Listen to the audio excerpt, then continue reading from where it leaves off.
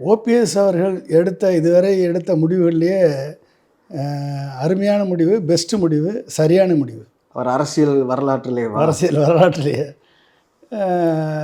ஜெயலலிதா அவர்கள் ஓபிஎஸ்ஸை செலக்ட் பண்ணதுக்கு காரணம் சசிகலாவும் டிடிவி தினகரன் தான்.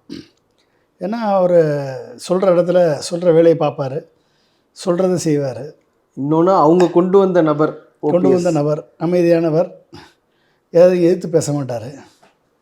அப்படிப்பட்ட நபர் அவர் அதுக்கு தகுந்த மாதிரி நடந்துக்கிட்டார். 3 முறை முதலமைச்சராக பதவியேற்ற பொழுதும் ஒரு பண்பையும் ஒரு யாரையும் கடுஞ்சொல் கூறி பேசாத இதையும் தனக்கென்று ஒரு கூட்டத்தை சேர்க்காம யார் பதவி கொடுத்தாங்களோ அவங்களுக்கு மரியாதையோட நடந்துக்கிட்டார். எங்கே போய் அவர் கெட்டார், எங்கே போய் அவர் வலிக்கு விழுந்தார் அப்படின்னா, குருமூர்த்தியினுடைய தவறான ஆலோசனையின் கேட்டு தர்ம யுத்தம்னு நடத்தி